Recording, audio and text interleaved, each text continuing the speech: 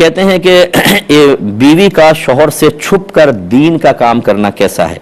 मसलन कोई बच्चों को सिपारा पढ़ा देना या तबलीग दीन के लिए घर से निकलना, मुख्तलिफ जगह पे जाकर और लोगों को दीन की तरफ माइल करना। वजह उसकी कहती है कि शौहर को पता चलेगा तो वो मना कर देगा, मुझे कन्फर्म है। तो अब ये काम करना कैसा है।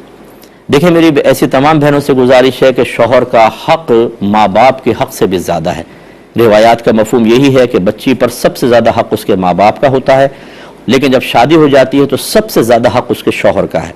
और शौहर की परमिशन के बगैर ऐसा कोई काम करना जो शौहर की नाराज़गी का सबब बने, वो मुनासिब नहीं है।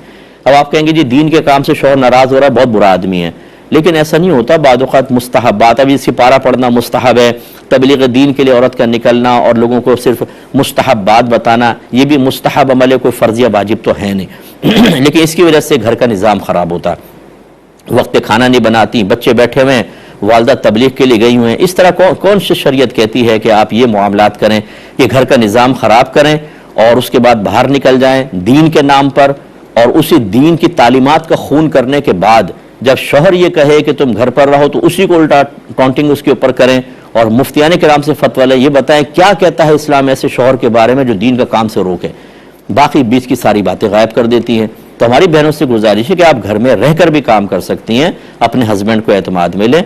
यकीनी सी बात है कि जब वो घर से बाहर हों तो सिपारा पढ़ाने में फिर तो कोई हर्ज नहीं, मना नहीं करेंगे। वो शायद इस वजह से मना करते होंगे कि आपने घर में बुला लिया, अब शौहर इंतजार कर रहा है कि चलो बीवी से बातें करें, या बच्चे सब मिलकर बुलंद आवाज़ से पढ़ रहे हैं, उससे वो डिस्टर्ब हो रहा है, इस वजह से शायद कोई शौहर मना करे।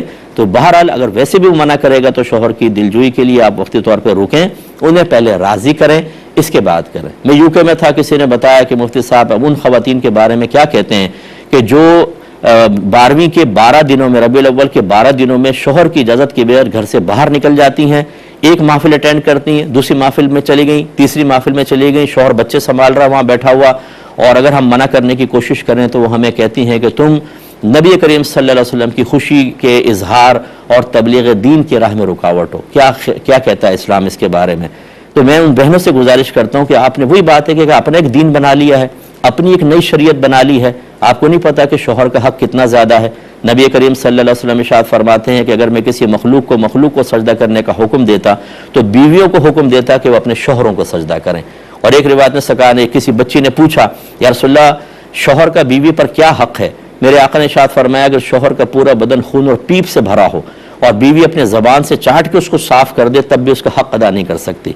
मुराद ये है कि अगर नागवार उमूर भी आएँ और बच्ची उस पर सब्र करे तब भी शौहर का हक़ बहुत बुलंद व बाला है। इसीलिए औरत पर शौहर की वफ़ात के बाद 4 माह 10 दिन तक सोग मनाने का हुक्म है। इजहार गम, सोग माने इजहार गम क्यों वाजिब करार दिया गया, इसलिए कि एक बहुत बड़ी अल्लाह की नेमत छिन गई। और नेमत, अगर एक शौहर चरसी है, मवाली है, शराबी है, जानी है, क्या इसकी बीवी पे इद्दत है कि नहीं है?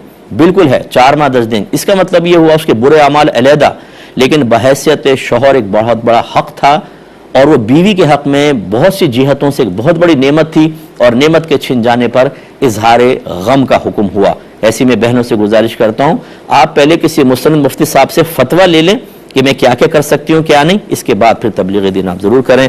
अल्लाह ताला अमल की तौफीक अता फरमाए। अब हम